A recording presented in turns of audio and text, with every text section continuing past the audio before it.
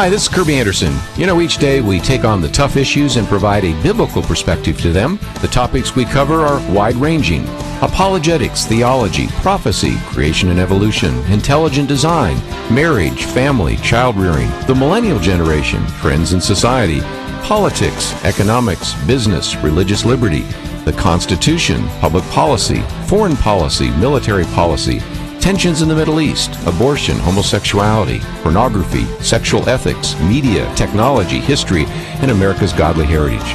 We talk about anything that affects your faith, your family, or your freedom. So don't go anywhere, because Point of View starts right now.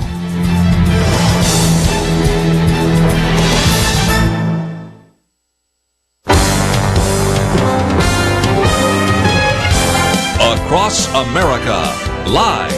This is Point of View.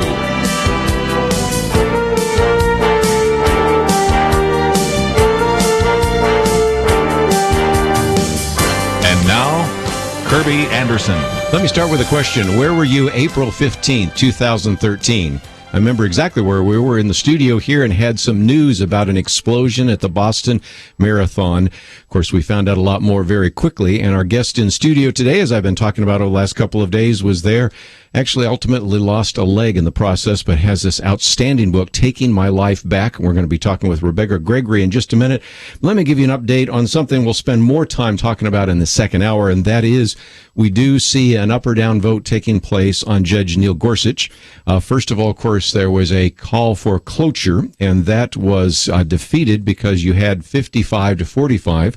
You did have 4 Democrats vote for that, 1 Republican that held back, and I'll explain that a little bit later in the second hour. So they did not get the requisite 60 votes, moved on to a point of order, appealing the ruling, a vote to overrule, and so then there will be about 30 hours of debate and then a vote, which will simply be an up or down vote on a majority vote for Judge Gorsuch, and all the reasonable expectation that he will be the next Supreme Court justice. We'll talk more about that in the second hour, but I wanted to let you know what is happening even as we are carrying on this conversation. All of this happening in the United States Senate right now.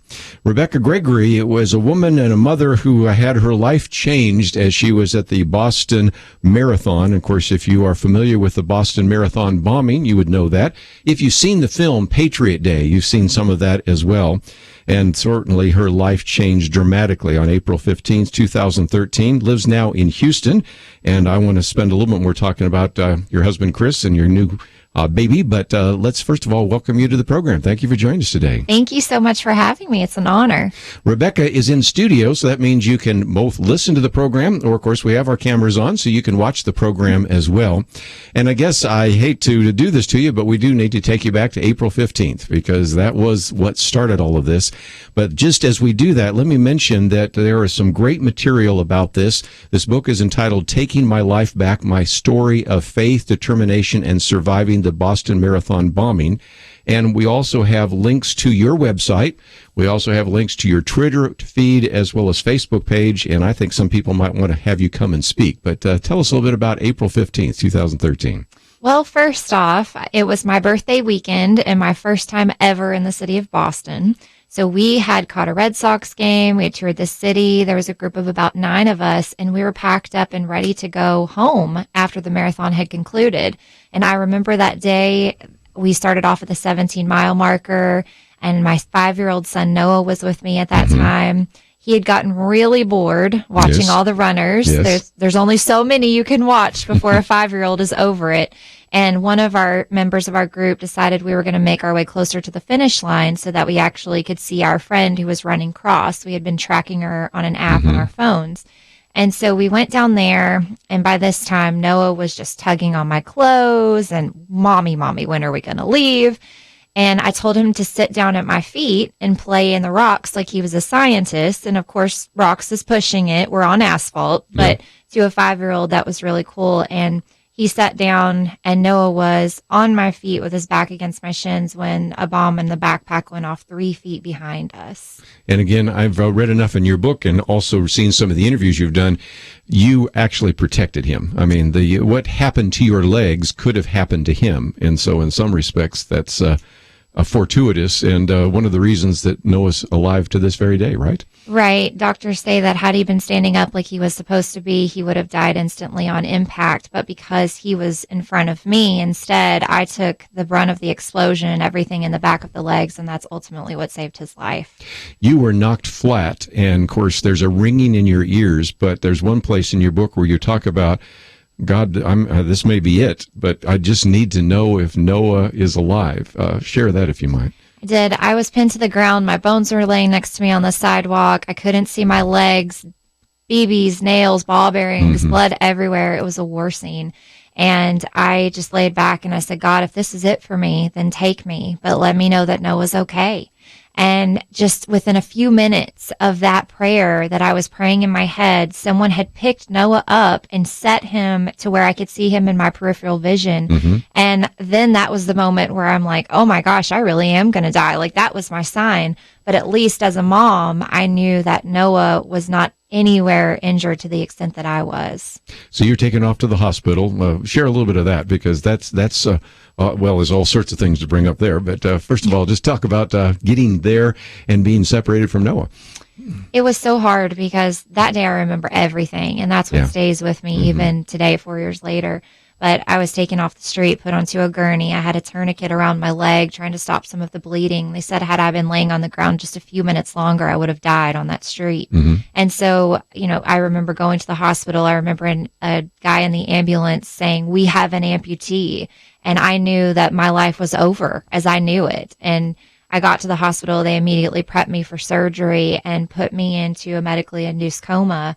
And, I really think it was God's way of telling me to rest at that point, because they had taken Noah to a completely separate hospital. Right. And if I would have known that, then I would have been like, okay, I've got to figure out a way out of here. Like, I've got to get to my son. But since I was asleep, if you will, and Noah was visiting me actually when I woke up, because he spent 5 days in the hospital. So when I was opening my eyes and coherent enough to figure out what's going on, Noah was already there to see me.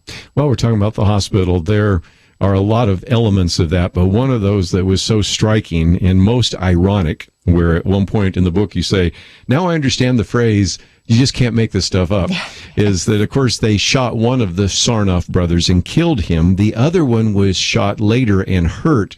And you find out, and this was, of course, days later, but I'm jumping ahead of the story for just a minute, that not only is he in the same hospital, he's on the same floor with you and the other victims. Talk about that.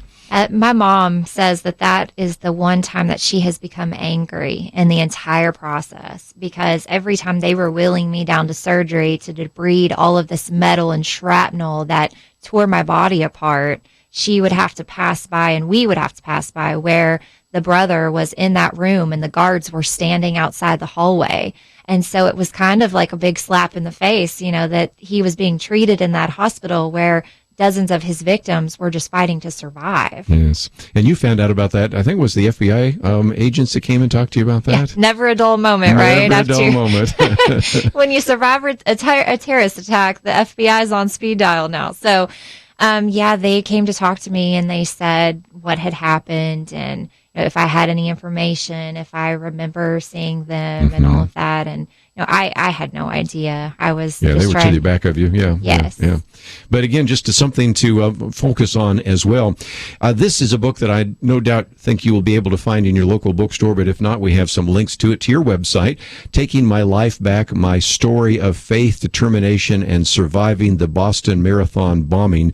And again, just about 200 pages, a book that I think you're going to really enjoy reading, and it is a lot more than just the bombing. It's really your whole life story. And as a matter of fact, the backstory is pretty significant as well. Published by Revell. Look for it in your local bookstore.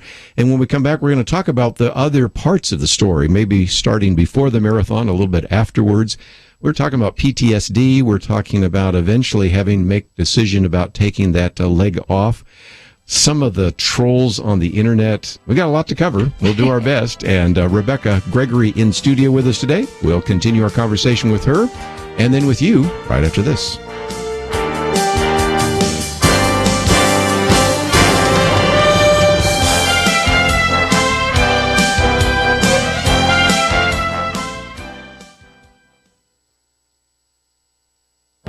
This is Viewpoints with Kirby Anderson. Should Christians engage in a strategic withdrawal from society? That is the question Rod Dreyer asked in his new book, The Benedict Option. He was on my radio program last month to talk about his vision for Christians. I've waited a few weeks to think about his book and to consider whether to write a commentary about it. You may not have heard about the book, but you likely have heard conversations that Christians have been having about how to live in a society that in many ways is much more hostile to Christian ideas. Many Christians are losing their jobs because of their Christian values, and our children have to confront a culture more hostile to their faith than most of us experienced. The name Benedict Option comes from a paragraph in Alistair MacIntyre's book, After Virtue. He says that Christians are not waiting for Godot, but rather for St. Benedict. Benedict was an educated young Christian who left Rome out of disgust with its decadence and began the monastic movement. Rod Dreyer isn't saying that we should join a monastery, but he does believe we have arrived at a time when full participation in mainstream society isn't compatible with living according to Christian values. He's also concerned that the current worldview of most millennials simply will not withstand the onslaught of secular confrontation. In our interview, we talked about the moralistic therapeutic deism that has been adopted by so many young Christians. The term comes from the work of Christian Smith, a sociologist in Notre Dame, who has been tracking youth views in his national study of youth and religion. The shallow worldview will certainly be crushed by the secular trends of multiculturalism, postmodernism, and political correctness. While I believe that Christians should engage in society, I also agree that Christians in America and the West need to consider how to encourage and strengthen Christian faith in the lives of young Christians. I'm Kirby Anderson, and that's my point of view. From PureFlix, The Case for Christ, based on the book by Lee Strobel. In theaters April 7th, rated PG. More information at caseforchristmovie.com.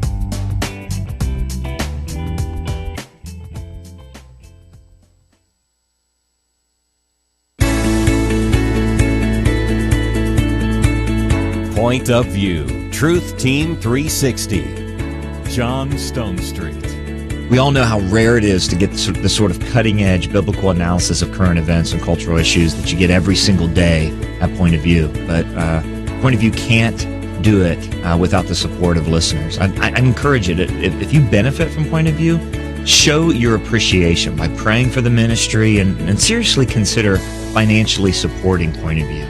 The church needs what it provides. Point of View, Truth Team 360. John Stonestreet, one of the writers for Breakpoint Commentary, good friend of ours, as well as Eric Metaxas, both writing for Breakpoint. And last week, we, of course, had our Truth Team Week. And for those of you that would still like to join with us financially, we've encouraged you to help us as we're rebuilding truth in a post-truth culture. And you can join the Truth Team for any amount. It can be a one-time gift, but we have suggested maybe $1 a day. That's $30 a month, $360 a year.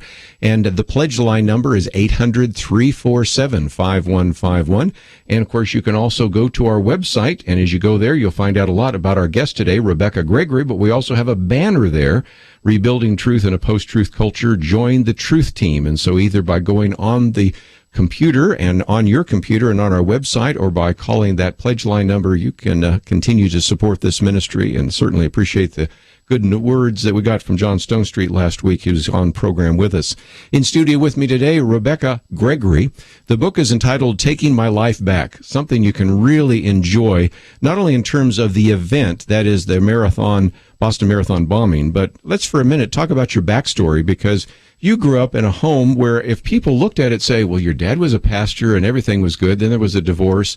But in some respects, there had been traumas in your life long before that bomb went off, weren't there? Absolutely. And I say all the time, just because someone doesn't get blown up at a marathon doesn't mean that life doesn't blow up in everyone's face. Yes. And one of the reasons that it was so important for me to put my story out there was that people would know the whole story. Mm-hmm. And I grew up from a very abusive background. My dad was an evangelist who traveled all over the country preaching the gospel and God's love, and he came home and beat me and my mom.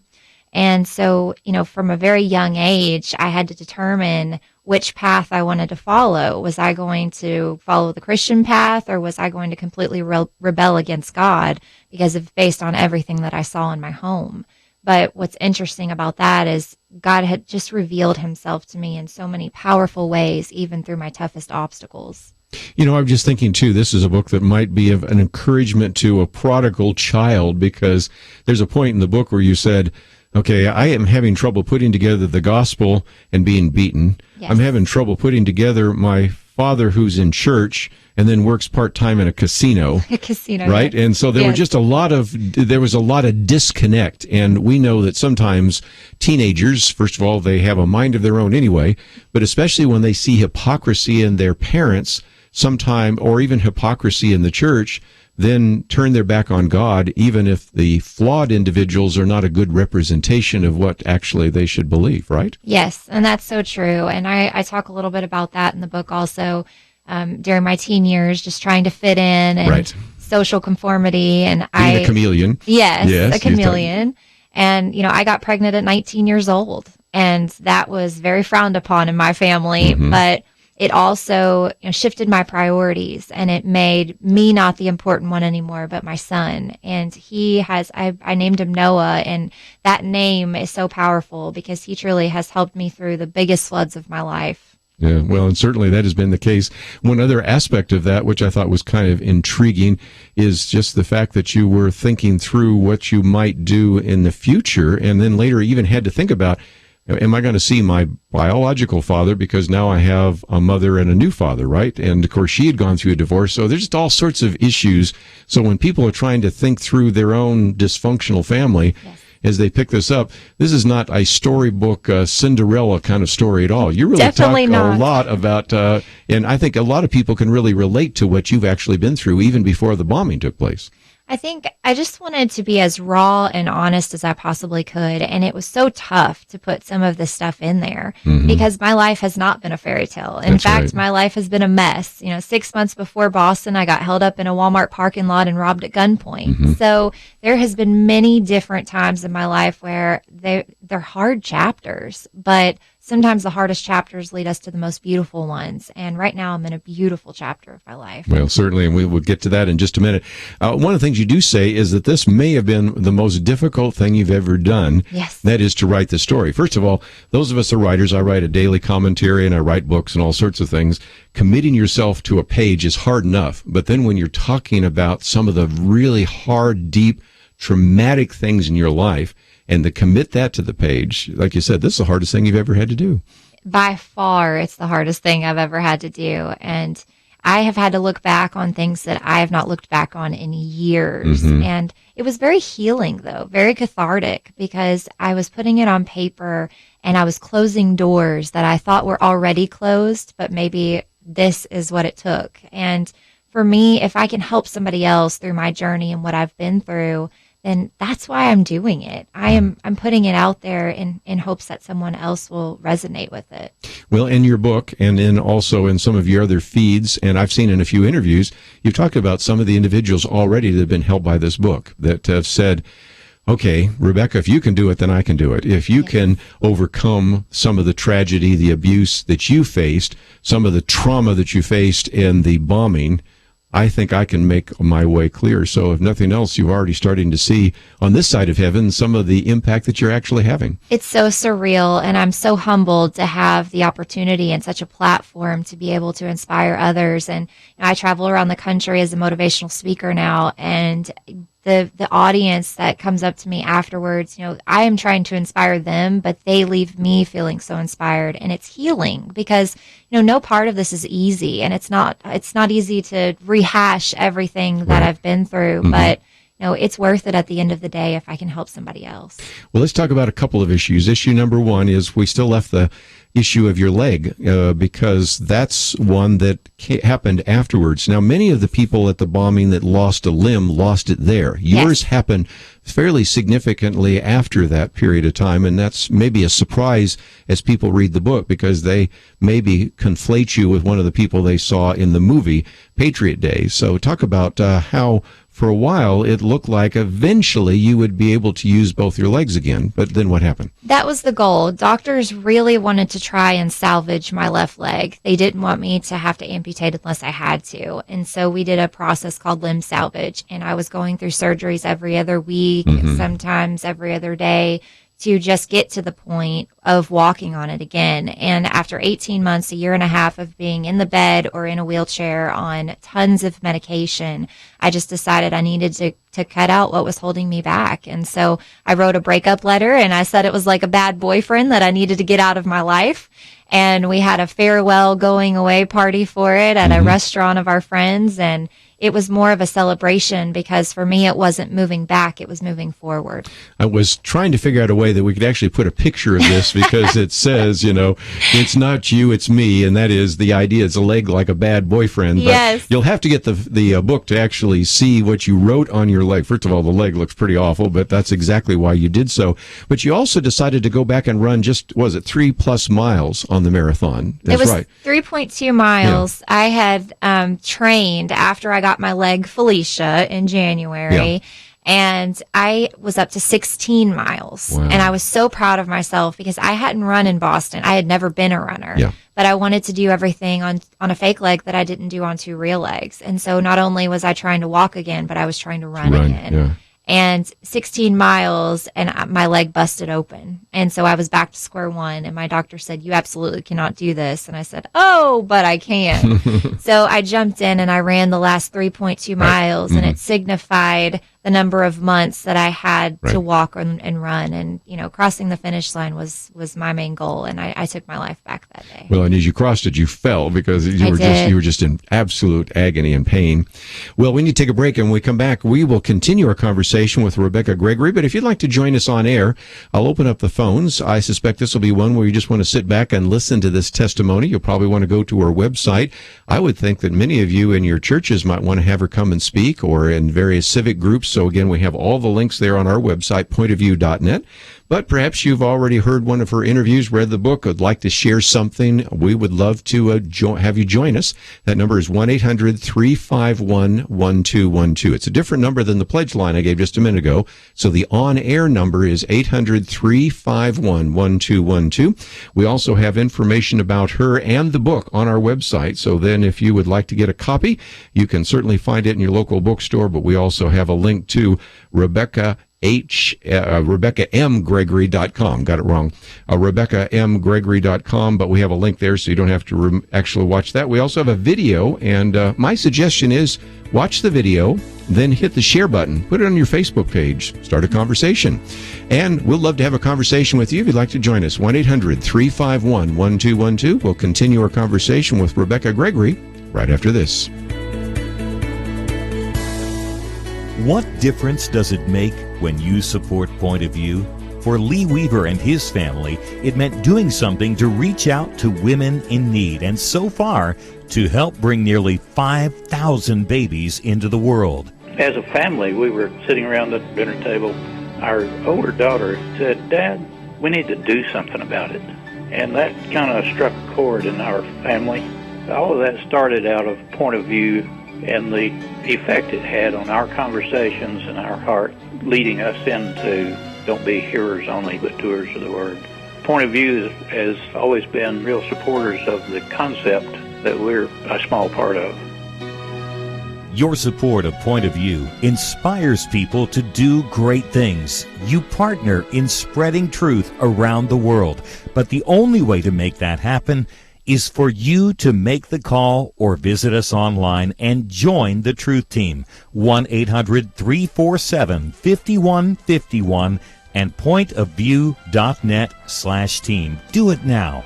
800-347-5151 and pointofview.net/team. Point of View will continue after this.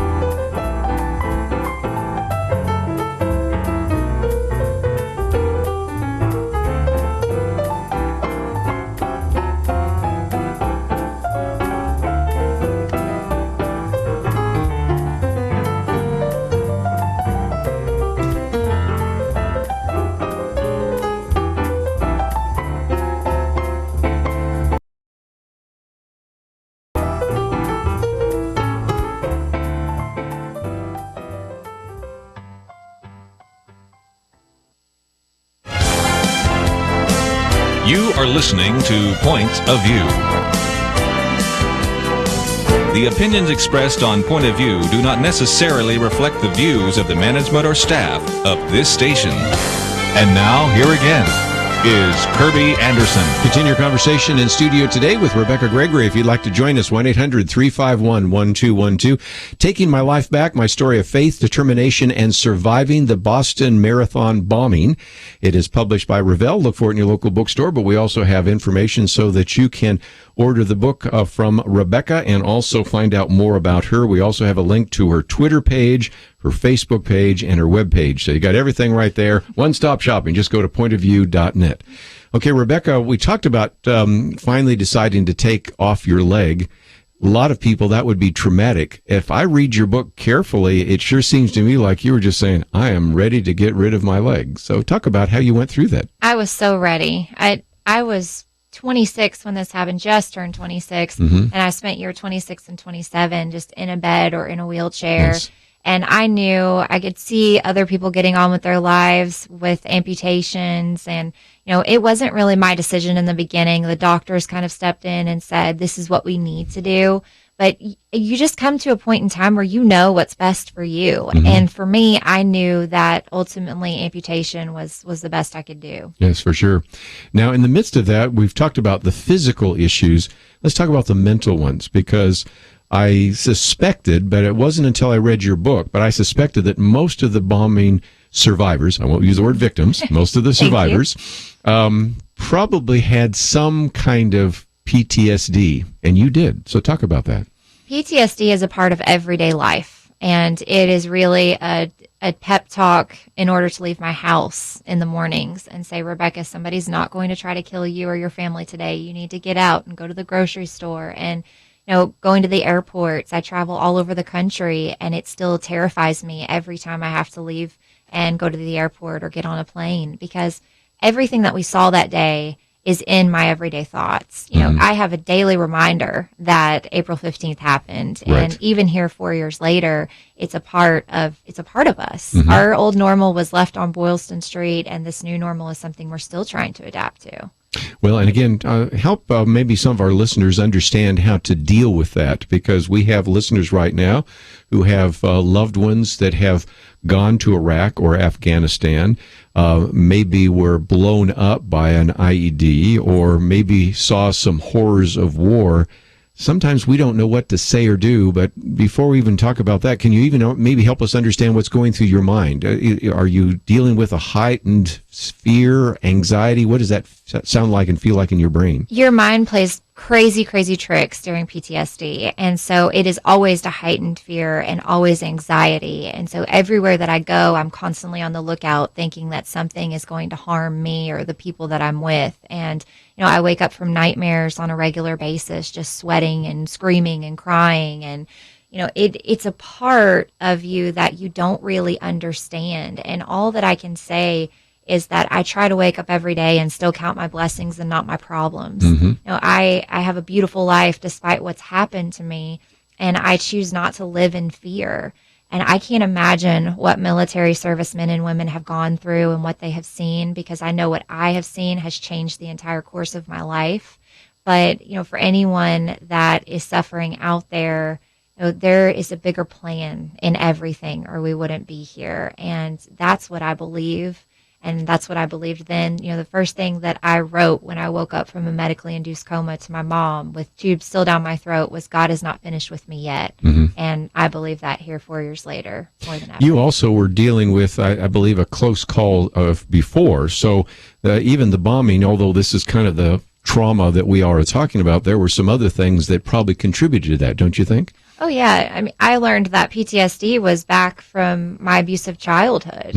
So it's any traumatic experience you had. I also mentioned that I had a really bad car accident with a deer that, flipped my car and tore it into two pieces, and I shouldn't have survived that either. So there's been many different areas of my life that affects that PTSD to a greater volume, I think. Let me come back to the part of that then, because I was talking about how we can help. Your husband, Chris, is here, for example. We already have talked about Noah, who at a fairly young age seems to have a great deal of compassion, helped his mommy out a little bit. But talk about how we could, not only from your experience, but help others that are dealing with PTSD. What can we do as helpers or individuals that can come alongside? I think the one thing we can do is just love them through it. You know, I am so blessed to have my husband who, when I do wake up from nightmares, is right there just comforting me. And he knows that there's nothing he can say to make me feel better, but just his presence and just knowing that he cares about me is so much. And you know, it's something that we'll never be able to understand because our brains can, like I said, play crazy tricks on us. But knowing that I have the support system that I have makes me keep going. And so instead of throwing my prosthetic across the room every day and not putting it on, I do put my leg on and I go about my day because I have family and I have friends that love and care about me. And so whoever is going through something, you know, we love each other through it. Let me get to the negative part, and this was another surprise of your book, and that is the trolls on the internet. I talk about these every once in a while. I've written some commentaries about this, and people that believe some of the most bizarre conspiracies. It's beyond even comprehension that some people said that the bombing was a fake, Yes. that this was done by some of you so that you could get an acting job. I almost don't want to go down that path, but I want people to understand that if you have been the target of somebody who has actually tried to hurt you on the internet or in Twitter or something like that, you can also, in a sense, be a fellow traveler with them, can't you? It's almost like a bully, right? You know, I was trying to wrap my head around being a survivor of a terrorist attack, and then all of a sudden I found this new world of people that didn't even believe it was true. So I have gotten messages that I can't even repeat out loud because they're so terrible, saying that, you know, I'm an actress and I blew my own leg off to win acting jobs and make billions of dollars. And to those people, I want to ask where in the world my billions of dollars are, because I would have already moved to a private island. But everyone has those inevitable haters in the world and bullies. And you know, for every few of those, there's so many more good people. And I have seen the hearts and souls of so many throughout the 4 years. And that's what I concentrate on. Well, you know, it's the left leg that they eventually took. Yes. But there were pictures on the internet of your right leg being damaged. But all they had simply done is reverse the picture, hadn't they? Yes, that's, you know, nobody knew about that, right? You can't reverse a photo online or something. I mean, sure you can. Yeah. Anybody knows anything about computers, Yeah. not to mention all the other things. But again, I just want people to understand that in a few minutes, I want to talk about even how maybe some of the churches could have you come and speak. You can really speak to a lot of different issues. I sit on a board, for example, where originally we were speaking to the issue of sex, but then drugs, now cyberbullying, and all sorts of other issues. And your life, in some respects, because of all the things that have happened to you, allow you to relate to a lot of different people in the audience. Ever been abused? Oh, punch that ticket. Ever been cyberbullied? Yeah, I can punch that ticket. Ever had a major trauma in your life? Yeah, I can punch that ticket. Yeah. Almost never survived? Can punch that ticket. I mean, there's a sense in which God, in the most bizarre sort of way, has prepared you to really begin to minister to a vast number of individuals who might be hurting one way or another. He has. God has given me a tremendous platform, and that is why I have just taken this so seriously, because I have had some crazy times in my life that has led me up to this point. And I think everybody does, though. These are just my obstacles and my struggles, but everyone has their own story. And it's so important to be able to relate to people and just say, hey, you know, I've been there, or I am thinking about you. And even today, it's so scary in the world, but there's so many more good people than bad people out there. And I want to continue to be part of that good. So again, one of the things I want to encourage you to do is go to the website. And one of the things that we have encouraged you to do in the past sometimes is to go and watch one of these videos. And this particular video, it's a Fox News interview. It's about 4 minutes long. So the first assignment I might give to some of you is to watch this. And it has the survivor story. It's got a few pictures of you in the hospital bed. It's got a picture of you running the marathon and then collapsing ultimately. It's got the interview that they do with you, so people can actually see that, find out about the book. But then click the share button, and this is where you could put it on your Facebook page. You could put it on your Twitter feed. Maybe you have your own website. Maybe you could send it to someone who maybe is struggling with some trauma in their life. And so one of the things I want to do is take what you're hearing right now from Rebekah and see if we can multiply that a little bit. And of course, that will link back to your website. So that's one of the assignments I want to give to you today. And of course, you know that our action item for the last couple of days is to indicate your support for Judge Gorsuch. And we'll be talking about that a little bit more in the second hour. So all of that is available on the website, pointofview.net. But let's take a break. We've talked a little bit about some of the traumas, but in some respects, the Cinderella story actually did unfold. So I want to talk a little bit more about your life in Houston. Threw out the first pitch at a Houston Astros game. Need to have you throw out a pitch at the Rangers game. They need some help right now. Astros are 3-0. Rangers are 0-3. What's that all about? We'll take a break, come back with more with Rebekah Gregory right after this.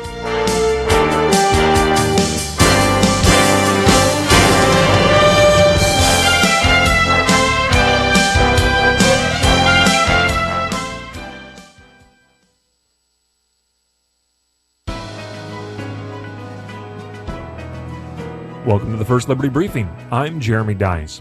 Pastor John Leland, a Baptist minister in Massachusetts, celebrated Thomas Jefferson's election from his pulpit by announcing that the congregation would make a giant wheel of cheese to honor the incoming president. So, on the morning of July 21, 1801, the congregation hauled pails and pails of curds drawn from 900 local cows. As they pressed the cheese, they sang hymns and gave thanks for the incoming president. In the end, the cheese wheel measured 4 feet in diameter, 13 feet in circumference, 17 inches in height, and weighed 1,235 pounds. It took months for the cheese to be hauled to Jefferson, with the accompanying Leland preaching along the way. After Jefferson received the ripening cheese, he left to attend a weekly church service held in the United States Capitol building.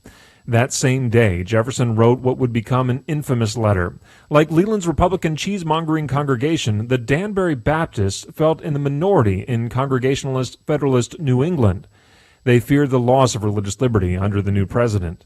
His letter was meant to assure them, explaining that the First Amendment erected, quote, a wall of separation between church and state, unquote, meant to protect the church from the overreach of the very government that Jefferson had been elected to lead. It may be a cheesy story, but that's how a pastor and a president impacted religious liberty. To learn how First Liberty is protecting religious liberty for all Americans, visit firstliberty.org. You can learn how to protect religious freedom in the workplace, public schools, church, the military, and more by downloading First Liberty's free Religious Liberty Protection Guide at firstliberty.org. That's firstliberty.org. If you want hope for religious freedom, go to firstliberty.org.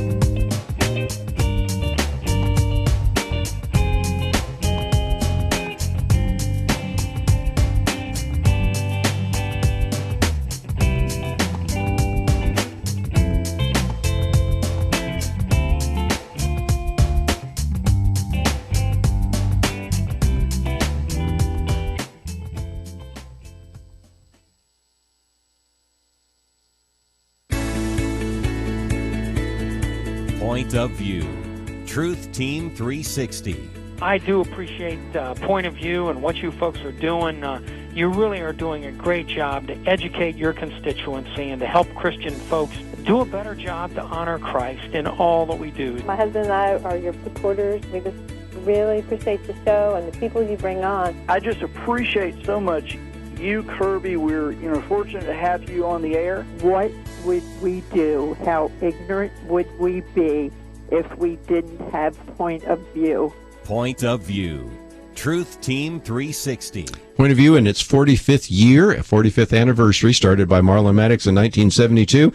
I got there as quickly as I could. I think we first started doing interviews together in 1980. By 1986, I was a guest host, and then a co-host, and now the host of the program. So for 45 years broadcasting and really addressing these kinds of issues. Today we have Rebekah Gregory in studio, so we kind of get a testimony, but in the next hour we're going to have Matt Walsh with us as we talk about the Unholy Trinity, blocking the left's assault on life, marriage, and gender. So that will be a good conversation. We'll give you an update on what is happening right now in the U.S. Senate on the vote on Judge Neil Gorsuch. And, of course, don't forget, tomorrow is our Friday weekend edition. That is Penna Dexter and Kelly Shackelford, a roundtable discussion of all sorts of issues in the news, starting out with religious liberty. We'll be talking about whether or not we will be involved in a military action against Syria. We'll also be talking about some of the allegations surrounding Susan Rice and lots more. So when you support Point of View, you're supporting not just the 2-hour radio program, but the videos, the other podcasts that we have available, and just the good conversation that takes place every day. Rebekah, we've talked a lot about some of the trauma. Let's go to some of the happy parts of your life. You got remarried, and you have a daughter. Tell us a little bit more about Chris and your daughter. I do, and this is exciting because I love talking about them.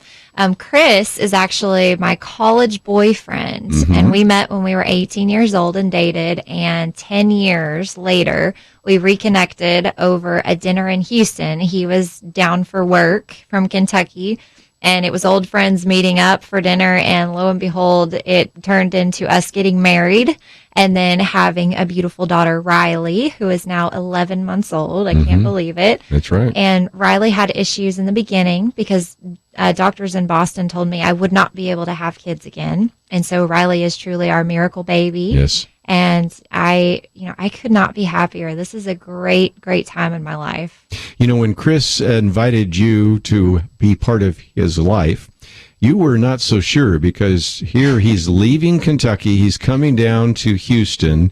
Yes. Now you have your father's words, you're not good enough for anyone, in the back of your mind. And so you start surfacing some of that to him.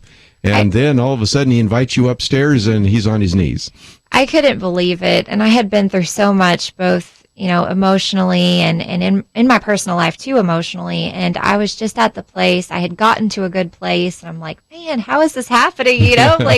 But Chris was just such a wonderful surprise. And he showed me everything that I had never been showed before, that he was not going anywhere, that he was going to support me in everything that I did and just be my biggest advocate and supporter. And, he is a wonderful man. I cannot say enough about him. And he's such a good dad. And Noah adores him. In fact, we're in the process of him adopting Noah right now. I was going to ask about that, yeah. And it's just, it's wonderful. It's the family I've always wanted for Noah. And Noah's such a good big brother, too. Riley adores him.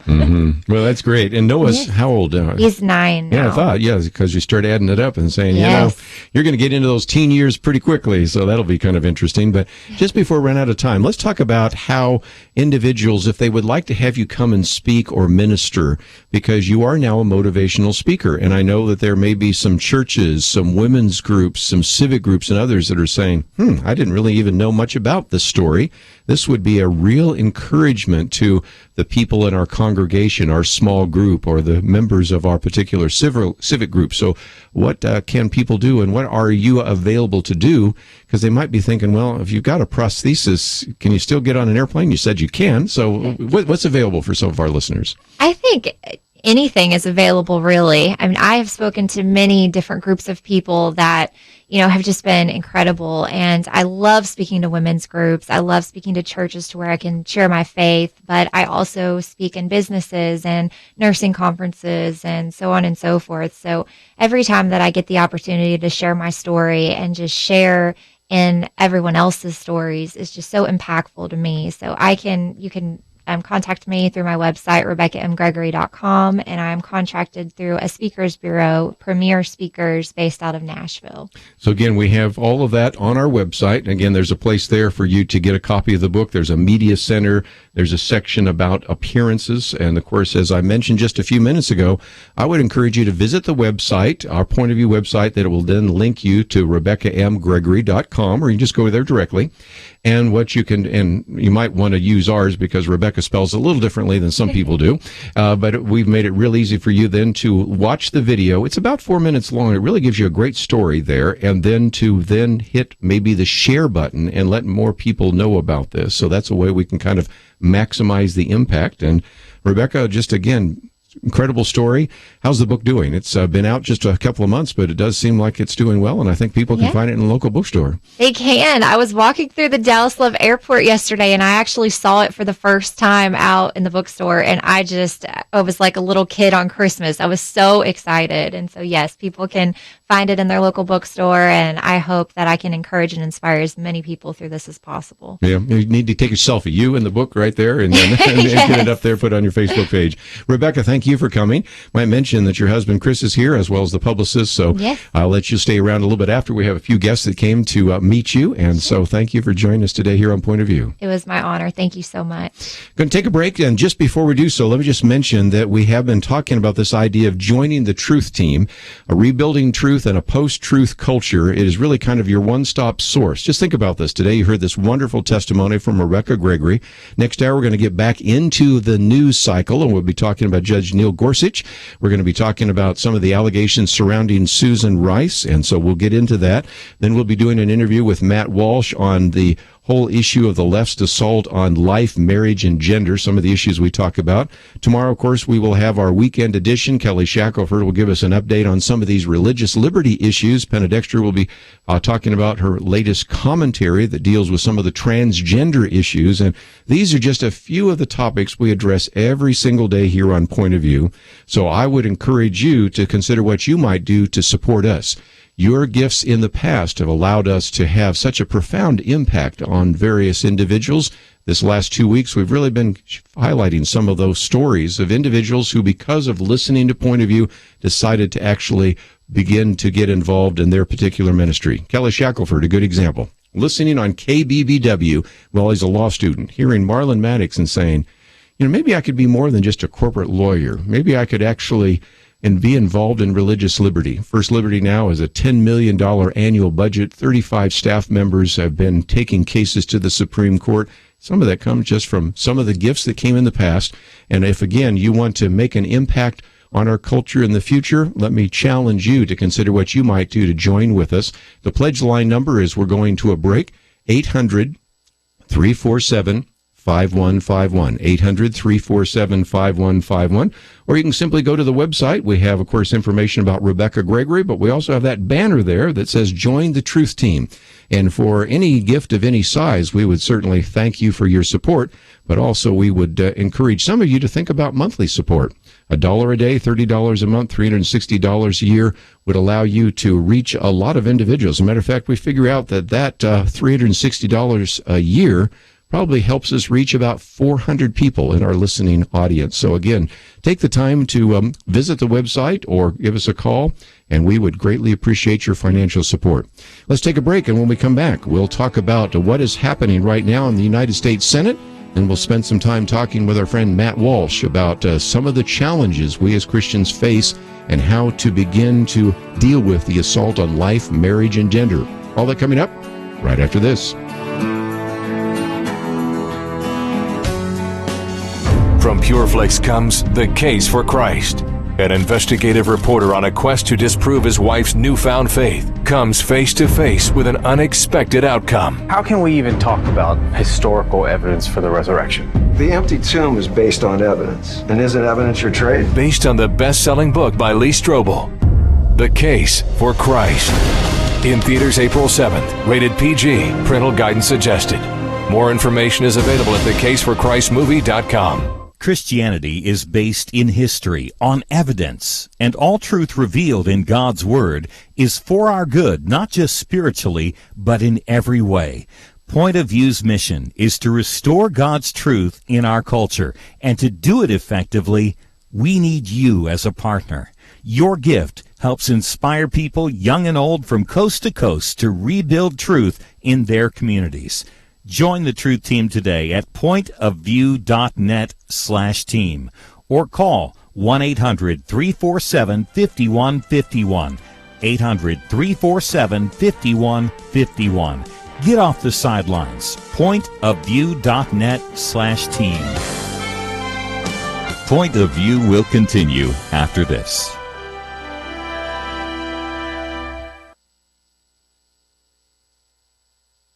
I just thank God for y'all. I listen to you every day, truly. I wanted to thank y'all for everything you do each day to inform Christian families and our community about the things we can do, and just the way you're so informative. I listen to you daily and love you guys and appreciate you so much. God bless you, Kirby, for keeping this show so on track and for the decades of wonderful help to this nation that Point of View has been. We're all big fans of your work, and we pray that God will just prosper it. As a Christian, over the years that I've followed this program, I am constantly challenged to be on guard and to evaluate what's going on. And if for no other reason, to protect the caliber and the truth of your programming, I need to participate and to back your program financially to ensure that the truth stays out there for people to hear, to view, and to be a part of.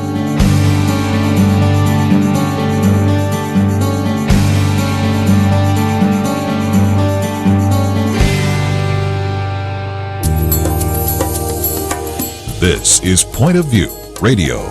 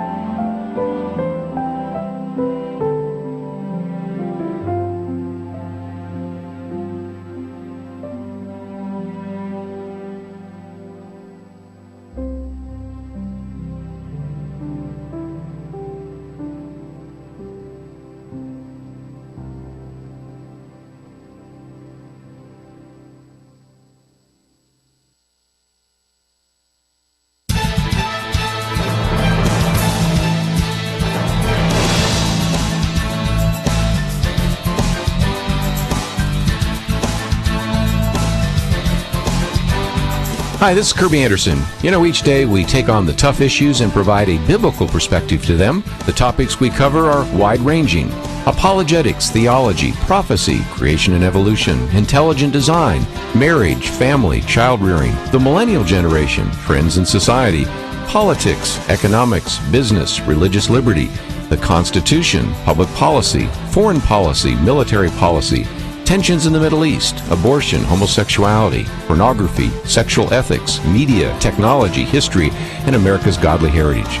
We talk about anything that affects your faith, your family, or your freedom. So don't go anywhere, because Point of View continues right now.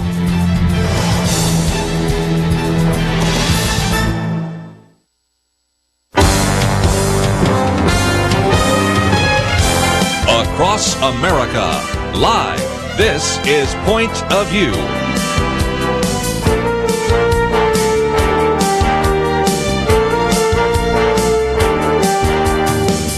And now, Kirby Anderson. Thank you for joining me. Second hour today. Let's, if we can, for just a few minutes, try to clear up some of the misconceptions and even some of the confusion that I think is going to reign over the next 24, 48 hours over what is happening in the United States Senate. Then I want to get on to a couple of other issues. Matt Walsh will be with us in the last half hour as we talk about his new book on how to really begin to block the assault on life, marriage, and gender. So we'll get to that in just a minute. But let's, if we can, give you an update on what has happened just in the last couple of hours. And that is, of course, there was a vote to actually, and I guess I'm trying to think of the best way to say that, to actually approve, I guess is just the simplest way to say that, to confirm Judge Gorsuch as a Supreme Court nominee. And as we would expect, there were not enough votes to move forward. This is what is known as a vote on cloture. And cloture requires that you have 60 votes to end a discussion and move to a vote, to end what could be essentially a filibuster. It was interesting that you did end up with 4 Democrats that voted with the Republicans, but you actually needed 8 Democrats, so they were 4 short, actually 5 short, because I'll get into a procedural thing where Mitch McConnell votes the other way so that he can then reconsider the issue. Now, the attempt right now is to revise Senate rules. In the past, you revise Senate rules with 2/3 of a vote. That would be 67 of the 100 U.S. senators. And so it's a little bit more of a complex process than you might imagine. Here's what actually was published the other day in USA Today, and we'll talk a little bit more about that tomorrow when we have Kelly Shackelford and Penna Dexter, because we'll see where this goes. But 9 different steps that the Senate must take in order to revise those rules and eventually get an up or down vote on Judge Gorsuch as the next Supreme Court justice. The first is the vote to actually decide whether or not we have cloture, and that is what is called cloture. And then the first step is to have reconsider. And so then Mitch McConnell could raise a point of order, basically declaring that it will now only take a simple majority of senators rather than 3/5 to end a filibuster, and thus advance the nomination of Judge Gorsuch.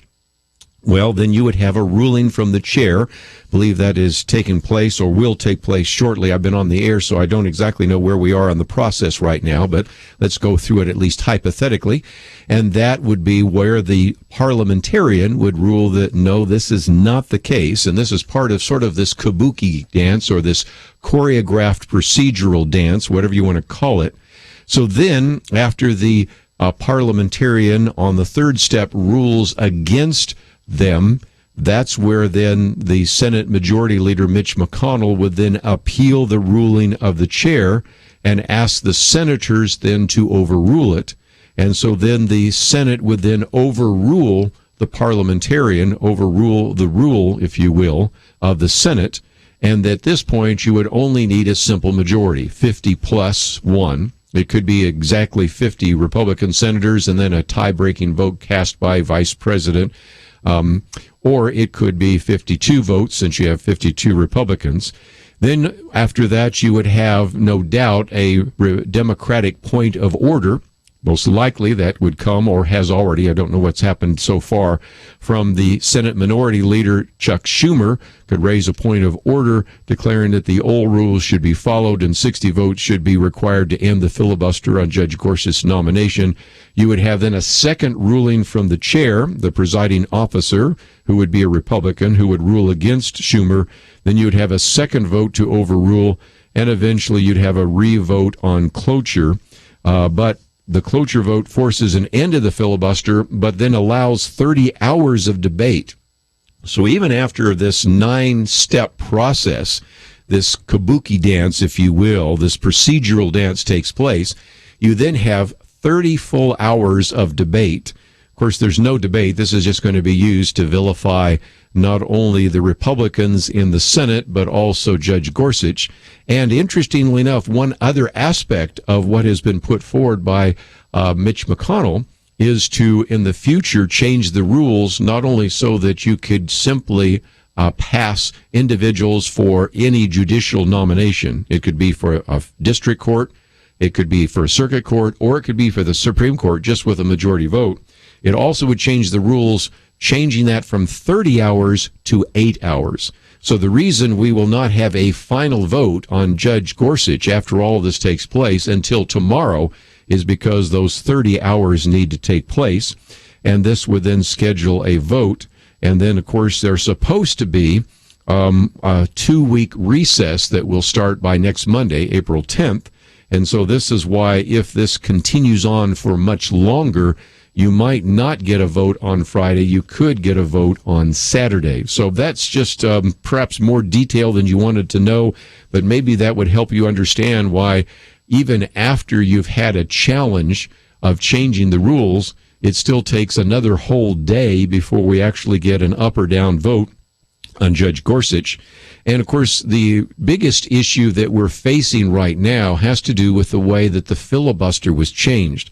I've talked about this before, but let me mention it again just for a minute, because in 1970, we had the majority leader of the United States Senate at that time, Mike Mansfield, who came up with what he called a 2-track system.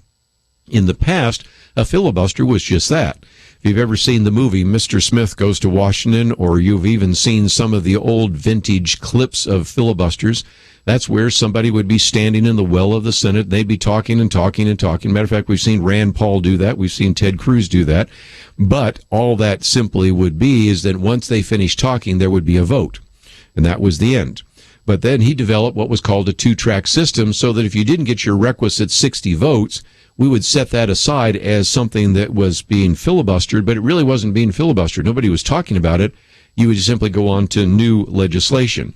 So essentially, in 1970, that filibuster rule change essentially then created a situation in which you always had to have 60 votes to get anything done in the United States Senate. Well, that is changing now, and I think that's a good thing. There are times when I think a supermajority makes a great deal of sense. You have to have a supermajority to actually add an amendment to the Constitution. You need 2/3 of the House. You need 2/3 of the Senate. You need 3/4 of the various state legislatures in order to actually enact an amendment. And so there are some reasons why occasionally you would want a supermajority. But in many cases, what happens is that 41 individuals can prevent 59 individuals from getting anything done in the United States Senate, including putting another individual on the Supreme Court. So that's why, in some respects, there are people saying it is time to return to the good old days of Mr. Smith, in which we can have a filibuster, but then we're going to have a vote.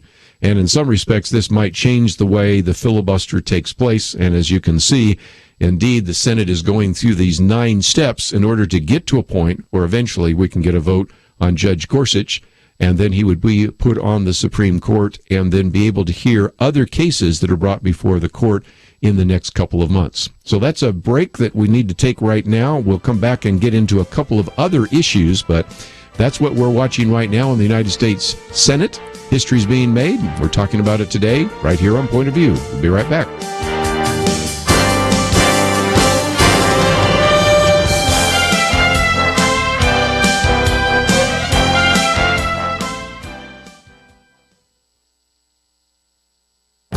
This is Viewpoints with Kirby Anderson. Should Christians engage in a strategic withdrawal from society? That is the question Rod Dreyer asked in his new book, The Benedict Option. He was on my radio program last month to talk about his vision for Christians. I've waited a few weeks to think about his book and to consider whether to write a commentary about it. You may not have heard about the book, but you likely have heard conversations that Christians have been having about how to live in a society that in many ways is much more hostile to Christian ideas.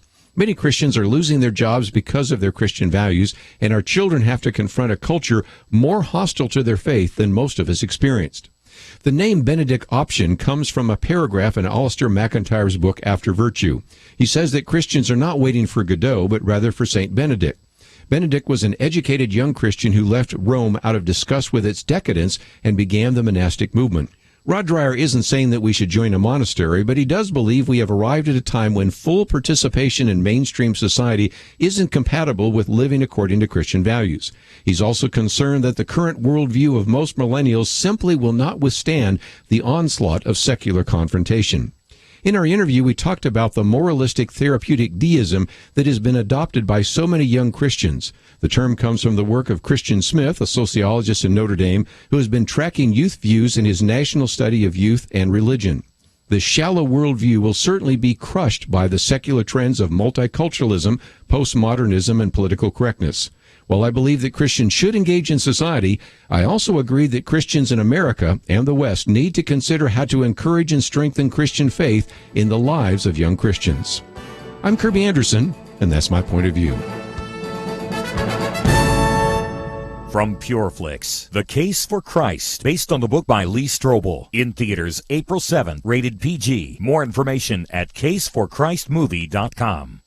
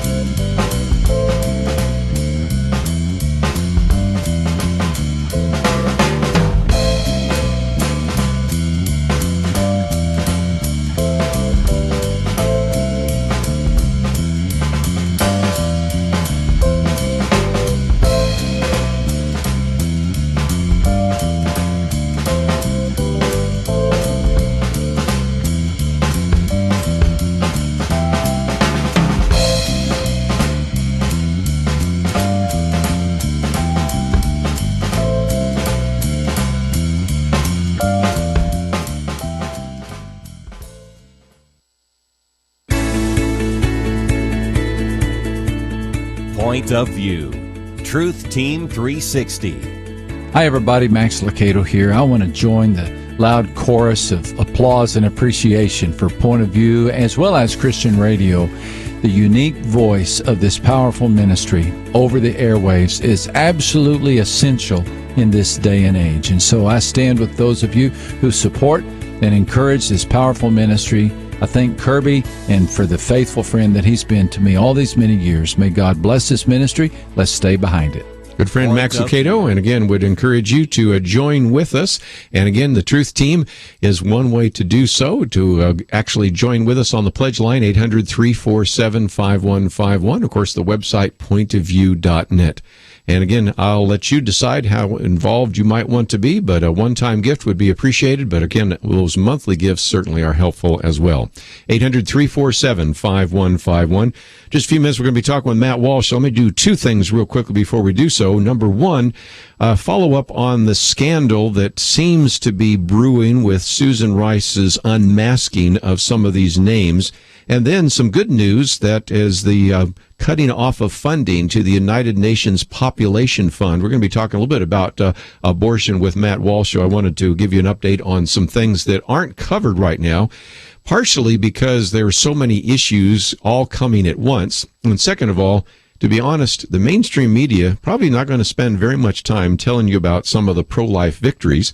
because after all, the latest surveys that have been done of individuals that are determining what you see, read, and hear in the mainstream media find that more than 90% of them do not agree with a pro-life perspective. They tend to be pro-choice, pro-abortion, pro-Planned Parenthood. So some of these victories you'll probably only find out about by listening to Point of View.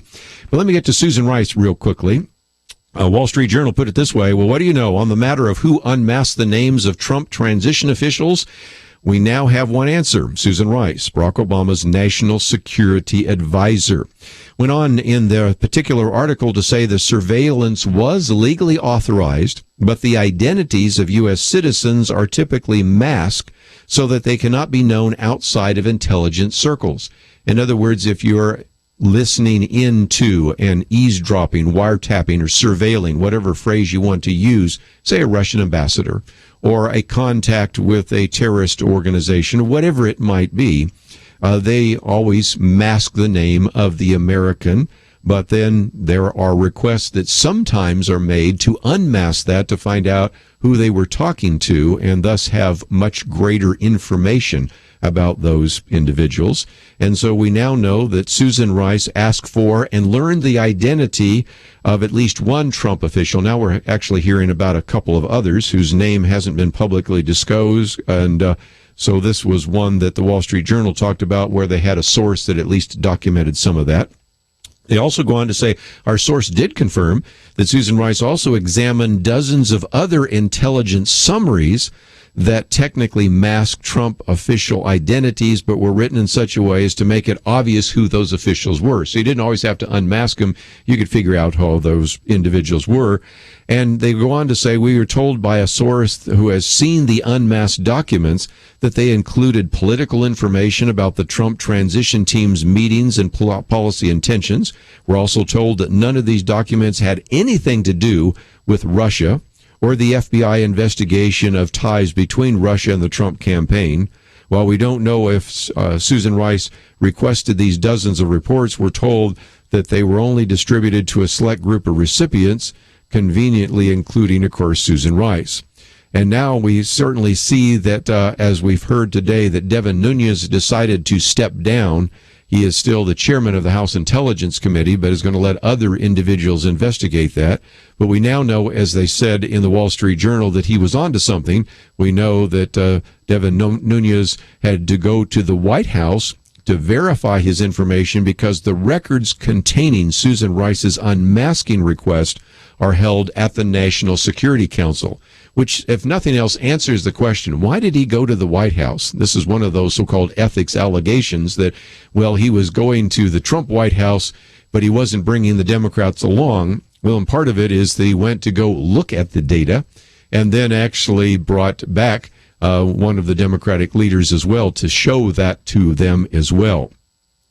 It is interesting because those of us that are a little bit older, I didn't want to use this conversation with our Millennial Roundtable yesterday because when we talk about after 9/11, shortly thereafter we had the Patriot Act and we had all sorts of people say we're going to now do surveillance on individuals. And one of the arguments that was made at the time, and arguments we made around this table as well, is they're only sort of looking at metadata. They're just looking at phone numbers, but they really aren't looking and listening to the actual conversations. Oh, yeah, I guess we are. Matter of fact, even back then, Ron Wyden, who was the senator from Oregon, actually introduced a bill to actually prevent what's called reverse targeting. In other words, if you really wanted to find out what a Trump official had to say, you might just figure out who the Trump officials might talk to and get a warrant, a FISA warrant for those, and then, in a sense, re-engineer that so it doesn't look like you're actually listening in on Trump transition team conversations, but really that's exactly what you're doing. One other point I want to make, and then we'll move on. Andrew McCarthy, in a piece that we've posted, reminds us of something very important. He says, the thing to bear in mind is that the White House does not do investigations, not criminal investigations, not intelligence investigations. He says, remember that, because the point he was making is that those individuals that are doing those investigations, that would be the FBI, the CIA, and the NSA, those individuals are producing what many people refer to as products. And interestingly enough, the person that really spoke to that issue is the FBI Director James Comey. And he goes on, let me quote now from Andrew McCarthy, those other consumers of our products, that is, people like at the White House or people like Susan Rice. That is, they do not collect raw intelligence and refine it into useful reports that balance informational value and required privacy protections. They read those reports and make policy recommendations based upon them. White House staffers are not supposed to be in the business of controlling the content of the reports. They merely act on the reports. And as you might remember, one of the things that was so controversial under George W. Bush's administration is that the Democrats alleged that the Attorney General, Alberto Gonzales, actually at one point was intruding into some of those reports, and that's so Susan Rice may have done everything that is, quote, legal, but what unfolded after that, I think, is going to be very interesting, and one of the reasons why you'll continue to see this investigation taking place from the House Intelligence Committee. But just before we take a break, we're going to be talking with Matt Walsh about abortion. I thought I would let you know that we now have some very good news in the pro-life realm, and that is President Trump, according to John Smearick's article here, cut funding to the United Nations Population Fund, a group that promotes abortion and coercive population control. And the UN agency has been linked in some cases with human rights abuses around the world, including something we've talked about many times in this program as well, forced abortions in China. And so this is something that is of great news and something you probably are only hearing about on Point of View. We've had Reggie Littlejohn on this program before to talk about this, and so we've been concerned about China's one-child policy, in which you have the government actually establishing how many children you could have. And as radical as that might seem, John Smearick goes on to remind us that the founder of Planned Parenthood, that would be Margaret Sanger, actually tried to talk President Roosevelt into adding to his New Deal legislation what was called a National Baby Code. And writing this, Article 4 of the National Baby Code would say, no woman shall have the legal right to bear a child, and no man shall have the right to become a father without a permit. And that was what was being proposed back in the 1930s because of this desire to really begin to implement eugenics. Article 6 said that no permit for parenthood shall be valid for more than one birth. So if you think the one-child policy and government telling individuals how many babies they can have and whether they can have a baby at all is some kind of draconian idea that came from China, you need to go back to the founder of Planned Parenthood that actually wanted to impose what was called a National Baby Code. Well, the good news is it's not implemented in the United States, and the good news is our tax dollars are no longer going for any of the one-child policy draconian regulations that are in China, and that's good news as well. Probably only will hear it here on Point of View, and that's one more reason to consider what you might do to support this ministry. We come back, we're going to talk with Matt Walsh, a writer, speaker, and an individual that has really been writing very insightful columns for years. We'll be talking about his new book on how to block the left's assault on life, marriage, and gender. We'll do that right after this.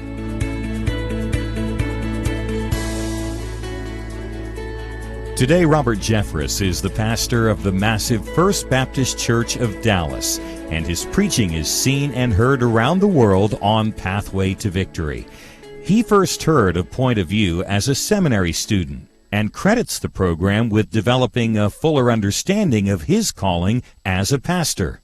I have to believe that Point of View and their courageous stand for the truth of God's Word certainly helped me to understand my role as a pastor was to not just preach ivory tower sermons that are divorced from reality, but to look at the world through the lens of Scripture and see how God's Word applies to today's world. Your support of Point of View makes everything possible, reaching people, inspiring ministries, spreading truth literally around the world. But none of that happens until you make the call or visit us online and join the Truth Team. 1-800-347-5151 and pointofview.net/team. Now is the time. 800-347-5151 and pointofview.net/team. Point of View will continue after this.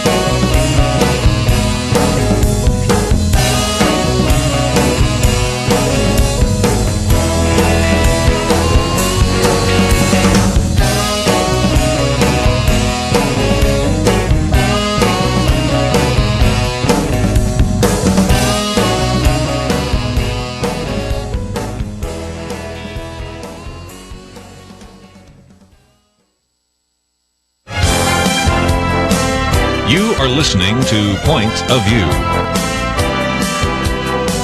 The opinions expressed on Point of View do not necessarily reflect the views of the management or staff of this station.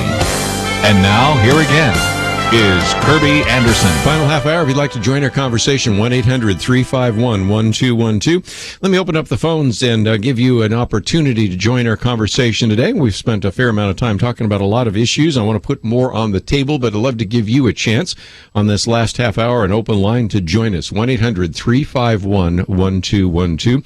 One of the commentaries that I posted actually today is on the Benedict option. You might remember the interview that we did with Rod Dreher, and it really raises the questions about how we as Christians really begin to live out our Christianity in this post-truth culture, in a culture that oftentimes is dominated by multiculturalism and postmodernism and political correctness. And so one of the things he's really challenging us to do is to think through what that means. Now, if you're not familiar, the Benedict option that he's been writing about, and now is the title of his book, is really based upon this idea that Saint Benedict, as an educated young Christian, saw the fall of Rome, maybe even before it came, and the decadence of it, and began with some kind of disgust to leave and establish what today we call the monastic movement. Now, Rod Dreher is not saying that we should join a monastery, but he does believe that our participation as Christians in this mainstream society is going to be difficult. And if you don't think so, just listen to our conversation that we'll probably have again tomorrow with Kelly Shackelford about religious liberty.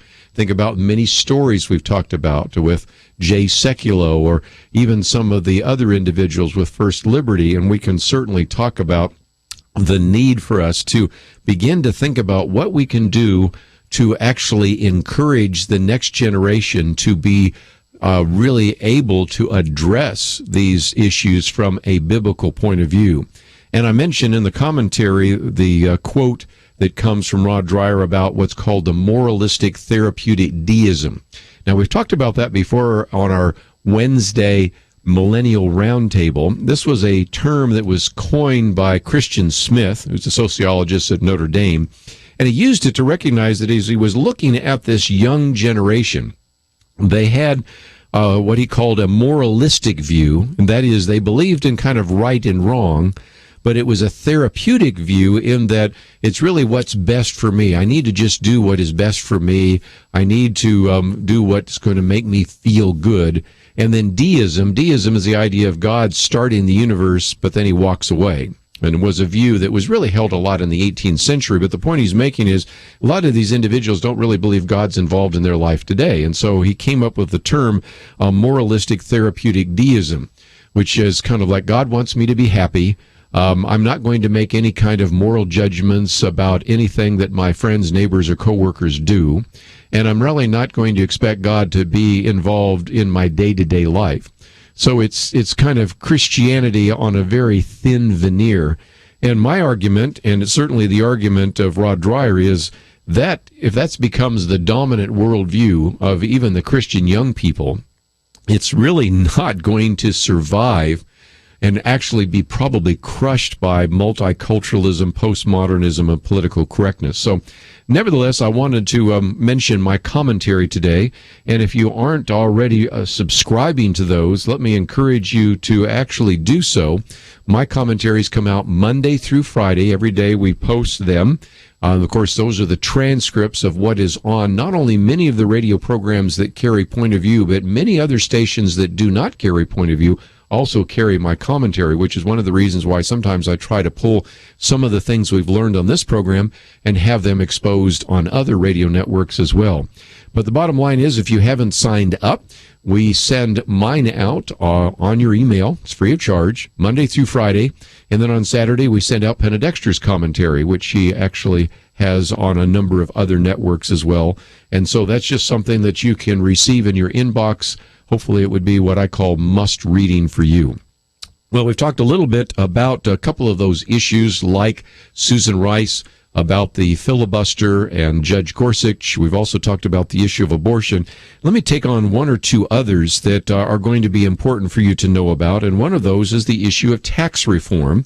Certainly, President Trump wants Congress to tackle tax reform, and yet at the same time, I think he and Congress are going to face a number of very significant obstacles, but at the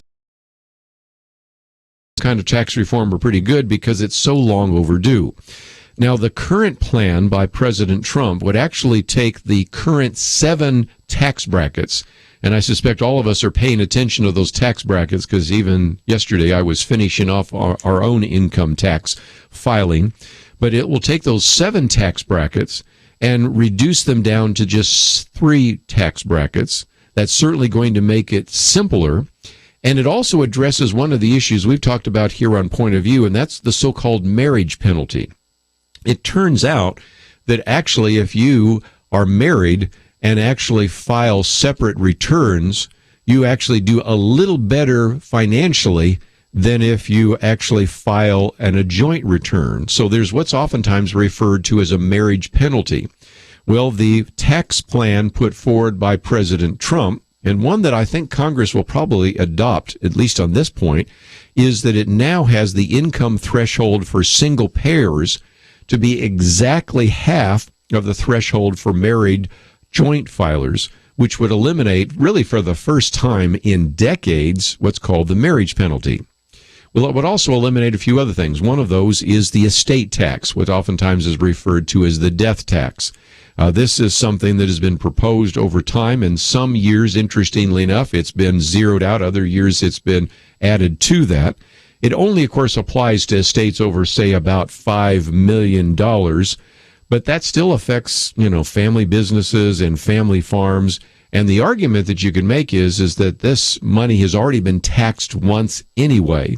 So this would be another thing that he would want to implement in his tax plan. And then finally, one that we've heard quite a bit about is to reduce the corporate tax rate from the current rate of 35% down to 15%. And there's a lot of good reasons for it. First of all, let's just face the obvious. If you tax a corporation, basically what you're doing is you're paying for it because you buy that in increased costs for the goods. But more importantly, in terms of any kind of competition, we have one of the highest corporate tax rates in the world. To bring it down to 15% would put us in line with a lot of other European countries.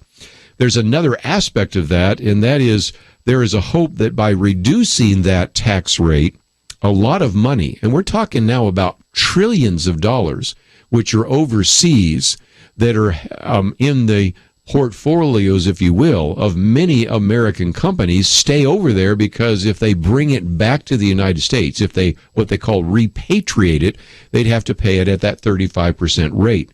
Well, another thing that President Trump has proposed is that there might be a one-time discounted rate so that the companies with foreign stockpiles of cash would be able to repatriate the money. So that is certainly one of the other options there in the tax fund. Before I take a break, though, let me talk about some of the obstacles I think that the administration and Congress are going to face. And the first of those is the federal debt. Recognize that a lot of the Republican members of Congress have run against increasing the federal debt. Matter of fact, we're going to have a vote up very soon about increasing the debt ceiling. That's going to be interesting to see how that plays out, because now it might be that instead of the Republican Party being the party of no, it might be the Democratic Party that would be the party of no, but we'll see that. But when we last had significant tax reform was under President Ronald Reagan. Well, at that time, the national debt was around $1 trillion, give or take a few $100 billion.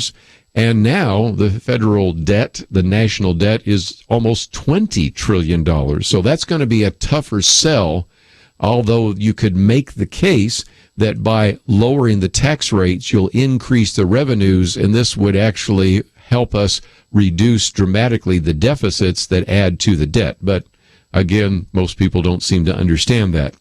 Then it's also, I think, reasonable to assume that even when we talk about, even if these are good ideas, I would think some of the Democratic senators especially might want to oppose any Republican tax reform.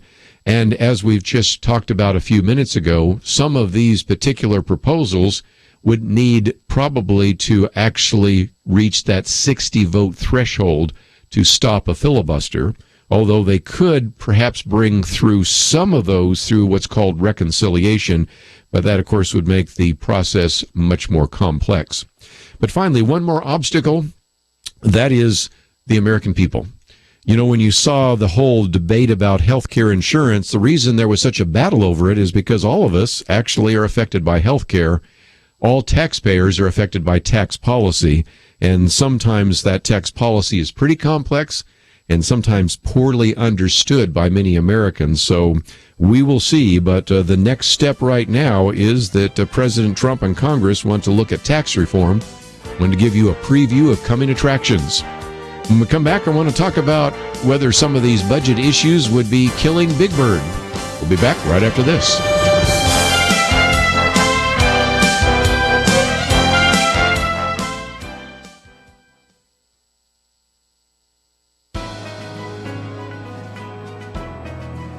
Welcome to the First Liberty Briefing. I'm Jeremy Dice. Pastor John Leland, a Baptist minister in Massachusetts, celebrated Thomas Jefferson's election from his pulpit by announcing that the congregation would make a giant wheel of cheese to honor the incoming president. So, on the morning of July 21, 1801, the congregation hauled pails and pails of curds drawn from 900 local cows. As they pressed the cheese, they sang hymns and gave thanks for the incoming president. In the end, the cheese wheel measured 4 feet in diameter, 13 feet in circumference, 17 inches in height, and weighed 1,235 pounds. It took months for the cheese to be hauled to Jefferson, with the accompanying Leland preaching along the way. After Jefferson received the ripening cheese, he left to attend a weekly church service held in the United States Capitol building. That same day, Jefferson wrote what would become an infamous letter. Like Leland's Republican cheesemongering congregation, the Danbury Baptists felt in the minority in Congregationalist Federalist New England. They feared the loss of religious liberty under the new president. His letter was meant to assure them, explaining that the First Amendment erected, quote, a wall of separation between church and state, unquote, meant to protect the church from the overreach of the very government that Jefferson had been elected to lead. It may be a cheesy story, but that's how a pastor and a president impacted religious liberty. To learn how First Liberty is protecting religious liberty for all Americans, visit firstliberty.org. You can learn how to protect religious freedom in the workplace, public schools, church, the military, and more by downloading First Liberty's free Religious Liberty Protection Guide at firstliberty.org. That's firstliberty.org. If you want hope for religious freedom, go to firstliberty.org.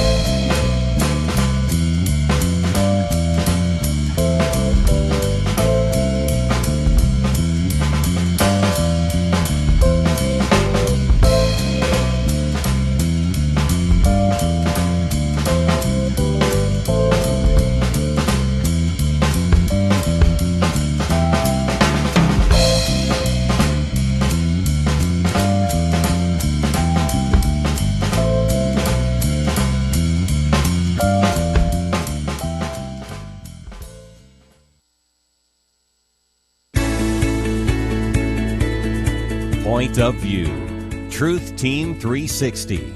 I consider Point of View the most important Christian radio station I listen to. I mean, I'm addicted to it. God bless you, Kirby, for keeping this show so on track and for the decades of wonderful help to this nation that Point of View has been. I really appreciate everything that you do in keeping us informed. I want to just let you know how much I appreciate just getting the truth out. Just want to thank you so much for providing this sort of media outlet. Programs like yours help me to stay connected and to keep my mind sharp. Point of View. Truth Team 360. Back once again, let me just mention that we are going to spend a fair amount of time tomorrow in our weekend edition with Kelly Shackelford and Penna Dexter looking at some of the issues in the news. And of course, today we took a little bit of a break in the first hour by listening to Rebekah Gregory and Taking My Life Back. Matt Walsh was not able to join us, so we'll get him in the future. And we certainly have a lot of other issues to talk about. And one of those I tried to do just a minute ago is give you a feel for this debate about tax reform and also this ongoing debate about the budget. And I thought I might spend just a minute as we talk about these budget cuts to recognize that sometimes you're not getting the full story. And the best example of that was when President Trump published his proposed budget cuts. Many in the media actually focused on the cuts to public broadcasting. Now, let's understand that whether we fund public broadcasting or cut public broadcasting, it's going to have an incidental impact of really very little impact, is probably another way to say that, in terms of the federal budget. But nevertheless, it was one of those issues where the mainstream press kind of went crazy. Writers for USA Today, for example, wondered if the proposed budget put forward by President Trump would actually kill Big Bird. Others wondered if this might be the end of programs like Sesame Street. Well, first of all, let's put some reality back into this. Whatever the president proposes, then Congress disposes of. And that is that sometimes budgets that have been put forward by a President Bush, a President Obama, or now a President Trump are going through the sausage making that takes place in Congress, and they turn out very differently. So it's quite possible that there would not be any kind of cut to public broadcasting at all. So really what I want to do for just a minute is focus on a more important issue, and that's what I call media manipulation. Let's get a little bit of facts on the table. Sesame Street has been produced by HBO for the last couple of years. So when we talk about funding the Corporation for Public Broadcasting, we're not necessarily even talking about the impact that it would have on Sesame Street. Programs air on HBO first, only later on PBS. But that didn't stop, of course, all sorts of media outlets from using Sesame Street characters in their stories and editorials in an attempt to, I believe, try to sway people against any proposed budget cuts.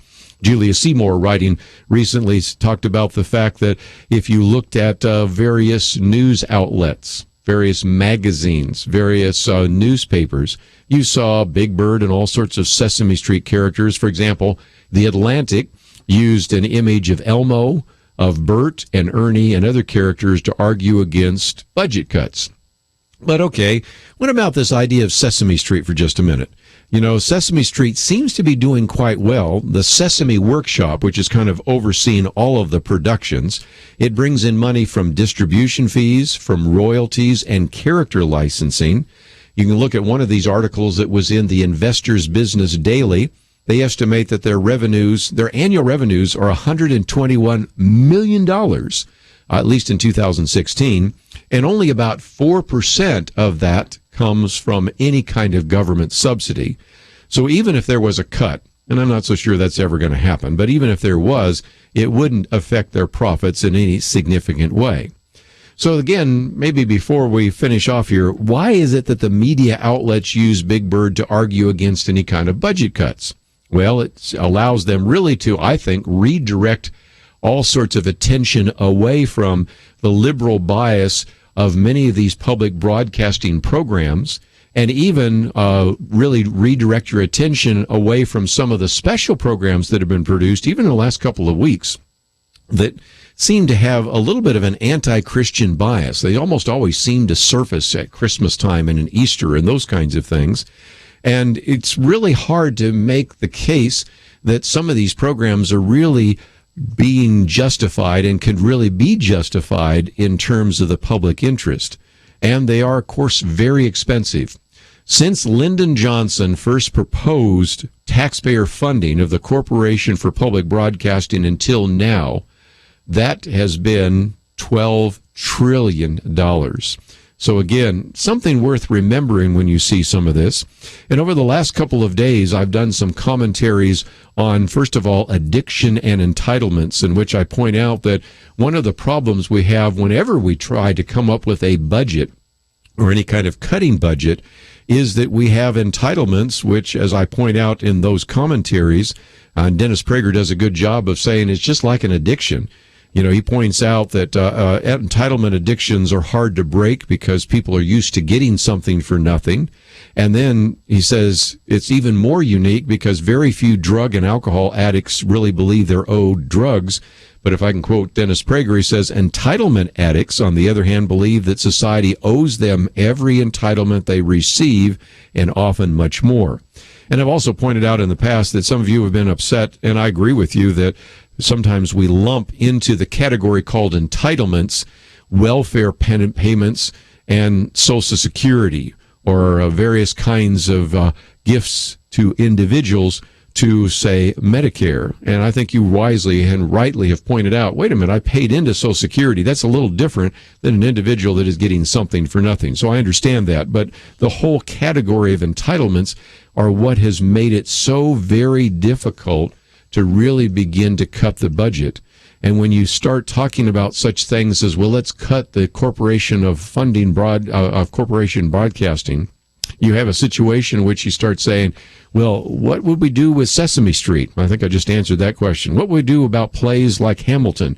Well, those are, again, issues that we raise all the time. But many of these programs really are no longer necessary. The Rural Utilities Service was started in 1930 to get phones and electricity into rural areas. I think we've accomplished that. It's fulfilled its mission, but it's still around.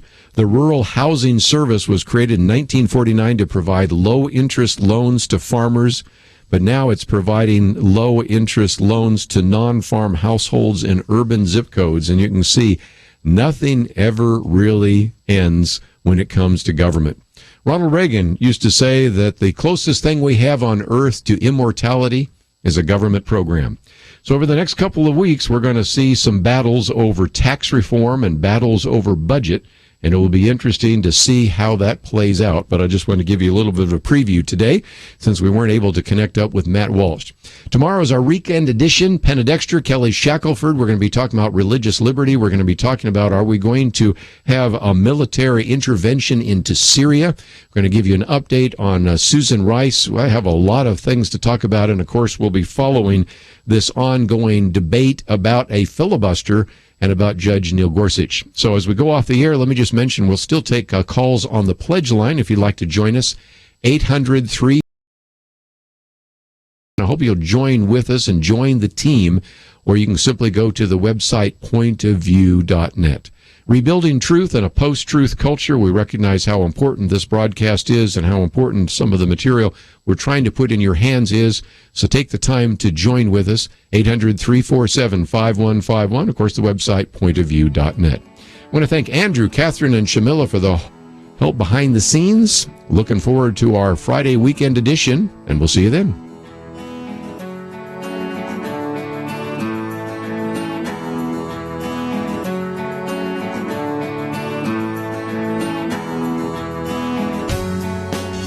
From PureFlix comes The Case for Christ.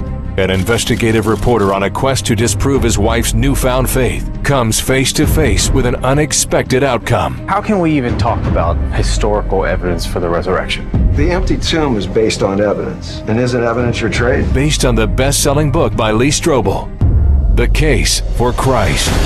In theaters April 7th. Rated PG. Parental guidance suggested. More information is available at thecaseforchristmovie.com. Christianity is based in history, on evidence, and all truth revealed in God's Word is for our good, not just spiritually, but in every way. Point of View's mission is to restore God's truth in our culture, and to do it effectively, we need you as a partner. Your gift helps inspire people, young and old, from coast to coast to rebuild truth in their communities. Join the Truth Team today at pointofview.net/team or call 1-800-347-5151. 800-347-5151. Get off the sidelines. pointofview.net/team. Point of View is produced by Point of View Ministries.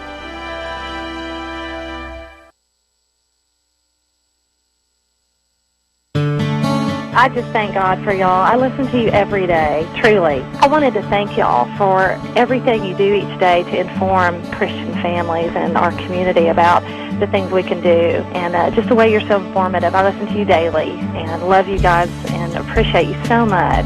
God bless you, Kirby, for keeping this show so on track, and for the decades of wonderful help to this nation that Point of View has been. We're all big fans of your work, and we pray that God will just prosper it. As a Christian, over the years that I've followed this program, I am constantly challenged to be on guard and to evaluate what's going on. And if for no other reason, to protect the caliber and the truth of your programming, I need to participate and to back your program financially to ensure that the truth stays out there for people to hear, to view, and to be a part of.